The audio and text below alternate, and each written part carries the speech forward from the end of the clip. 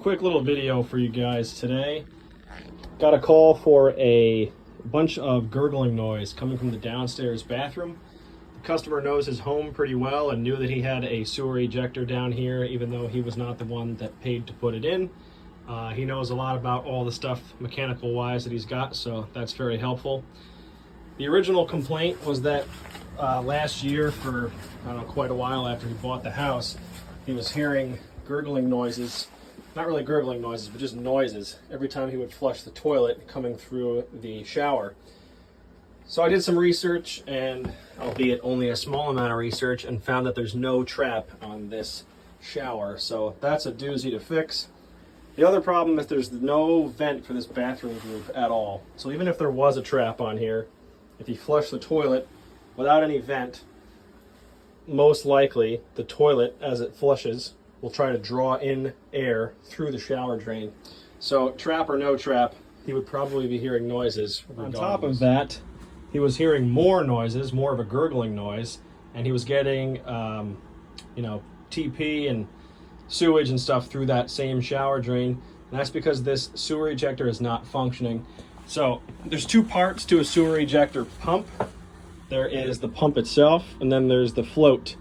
This has got a tethered float, which means it's attached to the pump body, and as the pump float raises, the switch is made, which allows the pump to turn on, and when the float lowers, the switch is broken, which turns the pump off. And those are both run with separate wires.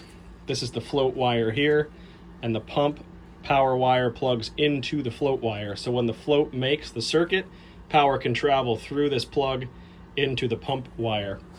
So a quick test to see whether or not it's the pump or the float, you can just take the pump wire and plug it directly into the outlet, which is what I did, and the pump came on immediately. So I'm going to do a little bit more diagnostic work to kind of make sure that that is what it is, although I'm pretty sure that that is the case. And if it is the case, we'll take this pump out and change the float, and we'll go. You can't trust anybody. I took this Fernco and I loosened it because I have to take the lid off, or at least pivot it out of the way so I can get in here. And I kid you not, that's how much the discharge pipe was into the Fernco. About, I don't know, half an inch at the most. That is sketchy, because that could have just been volcanic eruption of shit everywhere down here and nobody would even know. Let's take a deep dive here.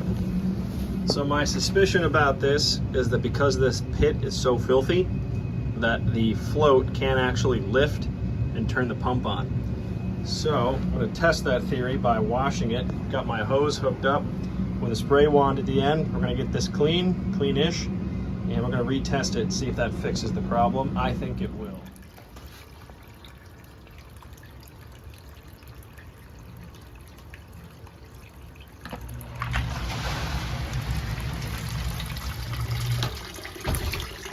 Problem solved. I'm going to test that, do a couple more fills, and make sure that everything is working correctly. I give it the 3-try rule. That usually gets you pretty damn close to perfection. If it can do that 3 times, we'll sign off on it. A little bit of a scrub-a-dub-dub. That float was caked with grease, which was keeping it down in the pit, preventing it from floating. And there's like a little ball in there that moves up and down, which makes and breaks the circuit. And without that floating all the way up, the circuit won't make. So that was customer wanted their lid replaced. This lid is rotten and it's starting to break in half, and it also smells a bit. So I got a new lid from our plumbing supply house. It's local to the job site. Cleaned up the mating surface. We're going to put some new weather stripping along the side and get this new lid installed and pipe up to the vent. Job complete. Put a U-bend street L for the condensate into the vent. Heck of a lot better than it was before, which was just the tubing with a hole drilled in the vent that could let sewer gases into the furnace area, which in turn transfers into the ductwork, which can go into the space, which is no good. Go ahead and roast me for no air gap. I searched high and low for one and nobody had one, so maybe I'll come back and put that in another day. Brand new lid, put a new Husky 2-inch on the discharge. I like those a lot better than Ferncos for sump pits like this. And that's it. We're done. All cleaned up, nicey nice. See you on the next one. Today has been a battle, uphill battle since 8 a.m. this morning, and it's continuing right now. Wish me luck. I've got about 3 miles to get to the gas station.